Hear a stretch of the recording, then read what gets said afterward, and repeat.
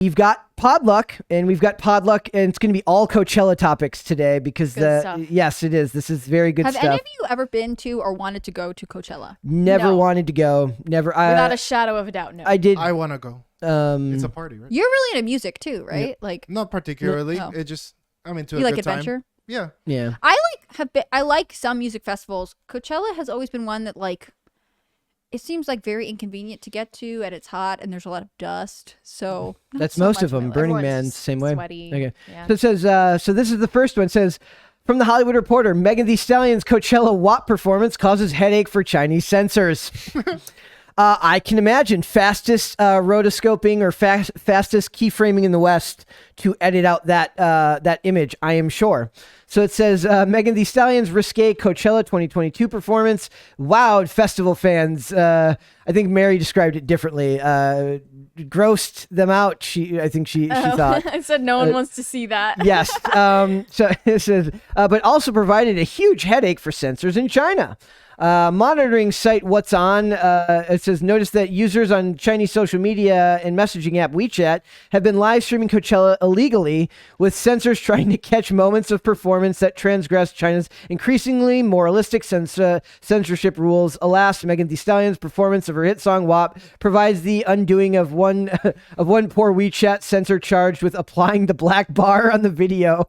I want to draw this back kind of to what we talked about earlier. Remember, we were talking about Leslie Grace and her outfit, and we kind of talked about Puritanism. Yet it's only applicable in some places. Like music seems very immune to this. Maybe because there's something inherently empowering about performing music that's different than telling. Even if you're performing somebody else's song, there's something empowering about performing that song in a way that isn't true of performing somebody else's words in a movie script. I think that fashion and costuming, let's say, for music or for TV shows or award shows or whatever, like feminism has really struggled to come up with their party line on this, because if a man makes you dress too sexually, then he's the patriarch and he's oppressing you and he's exploiting you, which I'm not going to say can't. Like, I disagree with patriarch, but like men can exploit women, especially director, actress, whatever. I get that.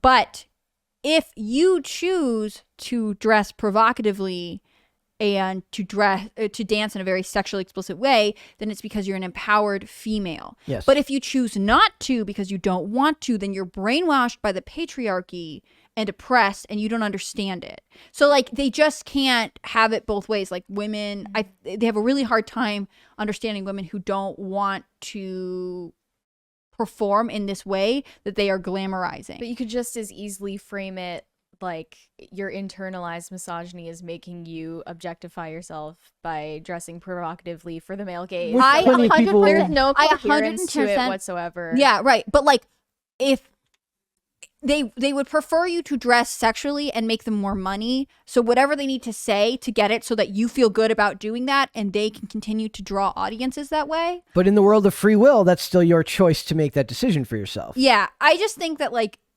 WAP, the whole WAP phenomenon, shall we say, WAP phenomenon. In a realm, okay, before you go on, WAP phenomenon or White Boy Summer phenomenon? You have to choose. Cry for culture, you know what I'm saying? Cry for culture phenomenon. Just sad for everyone existing right Is now. it a culture crisis? It would be a culture crisis. Wow. As Dane would say. A 100 pop Sounds like a pop culture crisis. We finally you know worked what the I mean? title in, guys. We made it. No, Roll credits. the whole WAP phenomenon of like her being like, this is a song we should publish. Like, I just think it's like, and everyone was like, well, she should be able to say whatever she wants. Feminism, empowering, good times, free speech. You can't be mad about that. You're backwards and oppressive. Like, I am surprised that we even had this conversation about her doing this dance at the show. Like, no one is surprised that China is upset about this. And also, why do we need to have this in society? But China's not backwards. They're like, it's moralistic. Like, I just feel bad for the poor guy trying to keyframe the black box. He's like, could you stop I moving? think it's crazy that we pretend to be okay with China's morals, but then when American people express morals like they don't want this, then it's like, well, it's because you're backwards and because the patriarchy's oppressing you. Like, I think it's so crazy that we can have this standard for one country and then not for ourselves.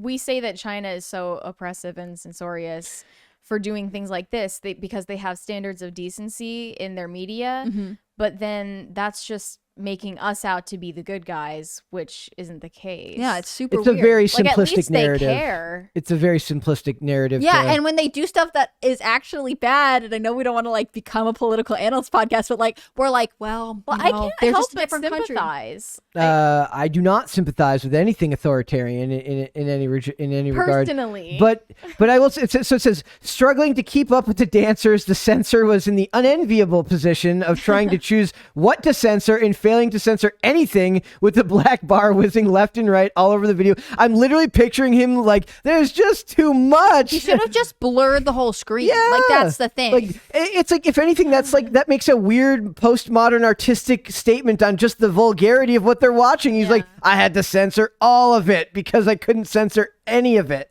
Yeah.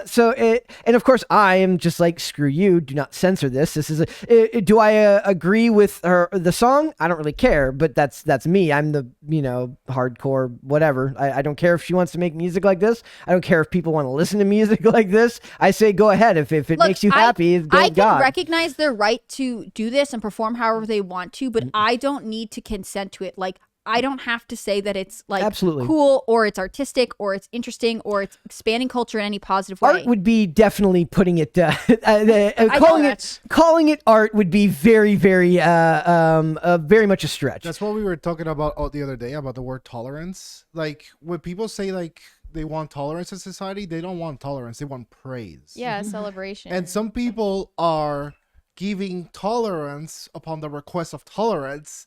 But there's like this little silent rule. It's like, hey, it's not tolerance, it's reverence.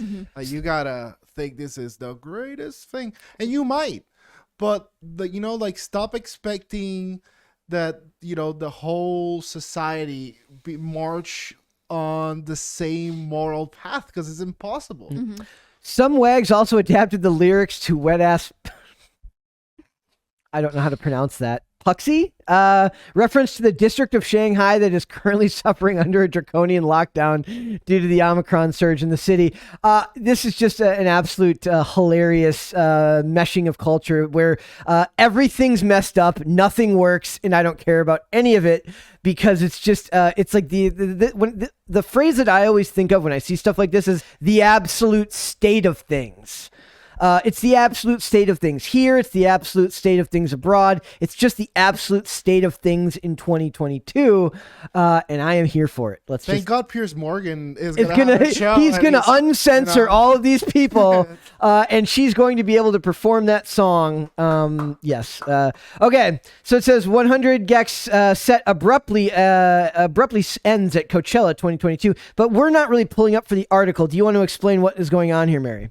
Sure. So they were in the middle of their set. I guess they started late. 20 minutes late they started. I didn't know that, but other artists did the same thing. And then they were in the middle of their most popular song, which is Money Machine. It blew up on TikTok in 2020 mainly. And everyone, I'm sure, was really hyped. But then this crew started coming on the stage and taking all their gear off the stage and then just like cut off in the middle of their performance. Yeah, mid-performance. No way.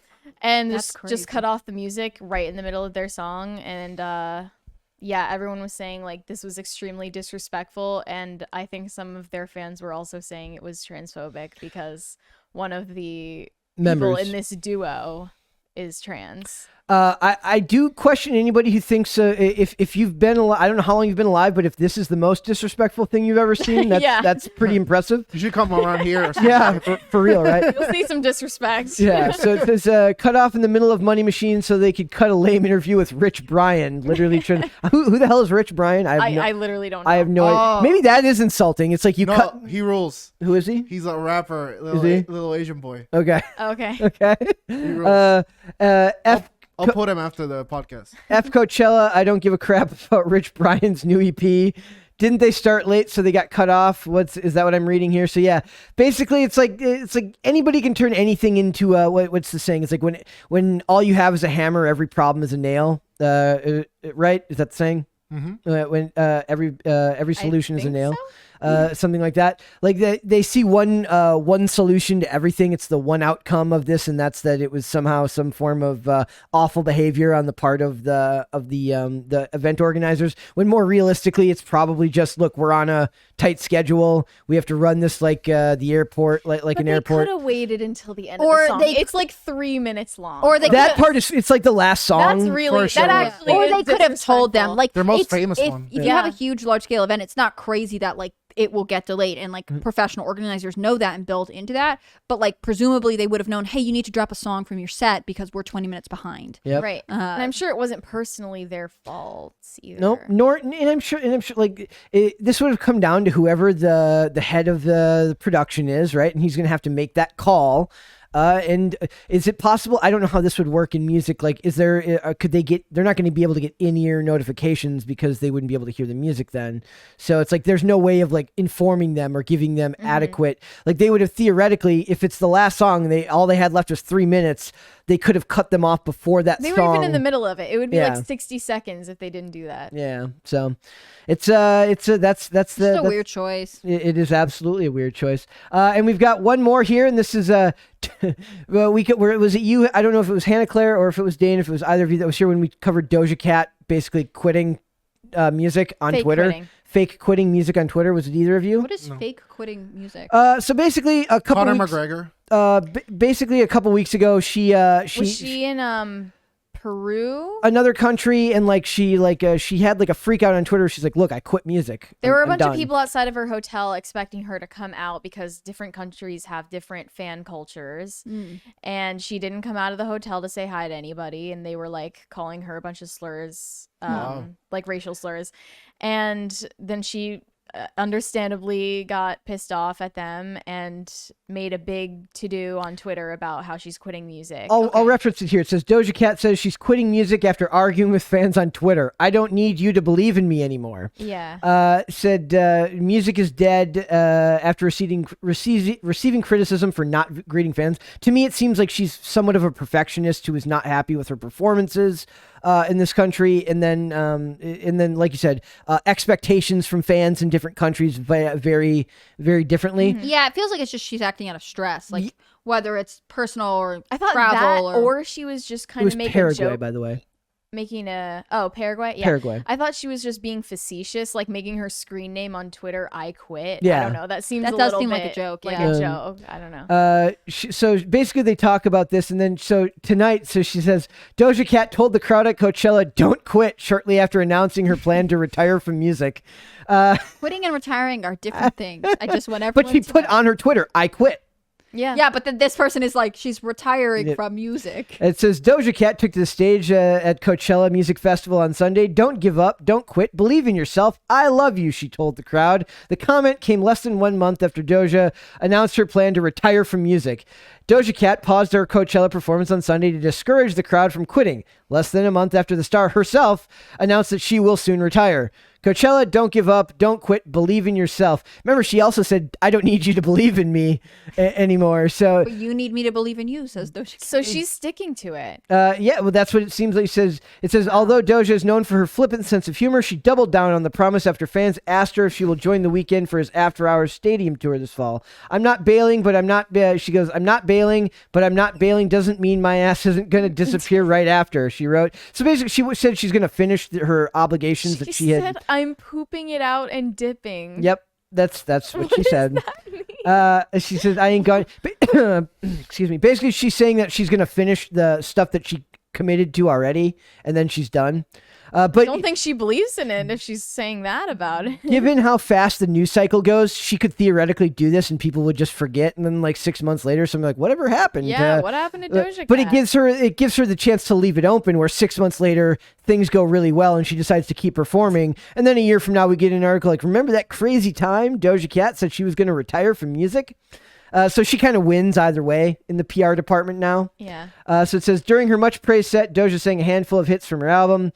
I do love the part about pooping it out. That is disgusting. Like, why would you say that about your own art? Yes. So I just thought that was I feel with this. I vibe with her on the stress element of it, and sometimes it takes all of my effort to not get frustrated and just make a proclamation like that, right? Where She's funny. you're just frustrated and you just can't handle it right now and you just want to quit.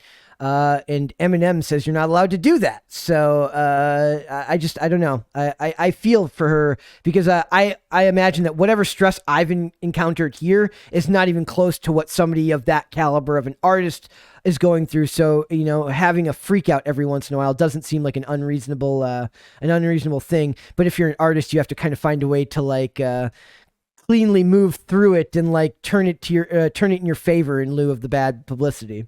Mm-hmm. So I just feel like this isn't serious. That's the conclusion I've come to in the last 30 seconds. You think she's not actually gonna quit? No way. No, I don't think so. I don't think so either. I think there's too much money to be made and too much. She thinks it's such a laughing matter. I don't believe her. Well, meanwhile, her I'm sure she might take a break for I don't know, 6 months, 9 months, a year, but she has had a pretty her career's gotten really big, really rapidly. That's not Barely crazy. even started yet. Yep. Really. She's got a lot of time left to perform. So I imagine her publicists aren't huge fans of these types of. I hope they're the ones She's writing just these tweets. insulting They're like, everybody. say this. Well, that's what I'm saying. Can you imagine having to be Dane? Like you said, we talk about marketing all the time. Imagine having to be a publicist and being every day just terrified of what your clients are going to be saying on Twitter that you will have to later smooth over. I don't know. I'm a huge fan of not saying anything because at the end of the day, the target's gonna move like that. Yep. Better to just keep your mouth shut most of the time. For At least sure. that's Tried and true. That's the approach that I take for almost everything. It's just what's that saying? It's better to let everybody think that you're an idiot rather than opening your mouth and be quiet and let everyone think you're an idiot rather than open your mouth, speak, and remove any doubt. Mejor pedir perdón que permiso. No, I don't know what that means. Oh, my bad. That's Spanish. It's better to ask forgiveness than to say you're sorry. No, well, for me, it's I have. No, wait, that's not what it means. I was gonna say, I think it's the opposite. It's better to ask to It's apologize. better to say you're sorry than to ask permission. That's what it actually means. I'm sorry, I said it back. For me, it's one of those things where it's the idea is if you write an angry letter, you're supposed to wait a day to send it, so that you can see if you actually feel that way the next day. And I take that pretty seriously about things that I type. I'm there's times where I've posted my hot takes and I'm 5 seconds later, I'm it's almost part of the endorphin rush of doing it. And then I'm did I really need to do that? I feel wholly unfulfilled now that I've posted this thing that will probably annoy someone, but do I really get anything out of sharing that opinion? And I usually I err on the side of just not sharing it if I think it's something like that, because is it really important? And doing that with a multi-million-dollar music career seems even more you should be very hesitant to want to just throw it all away at a moment's notice because of a bad day. It seems very, very difficult to me to want to fall into that pattern. I think everyone wants to quit their jobs sometimes, but I just don't think it's realistic to think Doja Cat's going anywhere. Yep, I don't think so either. So, I don't know. We'll see what happens.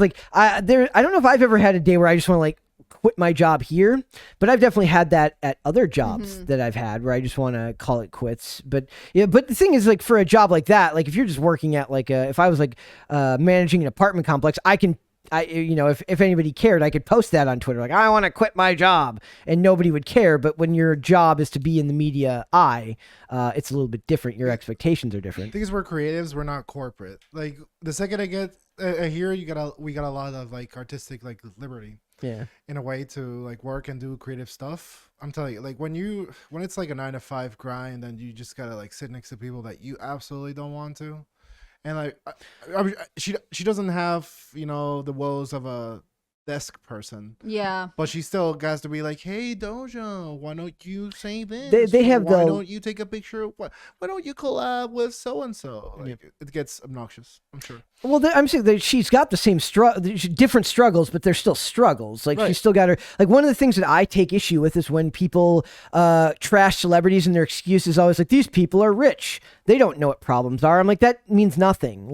Money does not mean you don't have problems. It just changes what your problems end up being. Some would say more money, more problems. That's I say it's in the words of the prophet Biggie Smalls, more money, more problems. That's an actual thing. So I do take issue with that type of analysis of people who have money, because they have a lot of responsibilities. When hundreds of millions of dollars rely, when you have a job that brings in that much money, that means that you employ tons of people. I mean, exactly. She has stylists. stylist, she has backup dancers, she has a PR agent, she has the road crew who won't have a salary if she stops working. Like and her own family members, right? most That likely. she's supporting. Like I just think it's unrealistic for a number of ways. I get that she's probably frustrated about things, but you know, if you're a Doja Cat fan out there who's crying, she's about to go into retirement, like just maybe take a step back, just wait, give her a minute.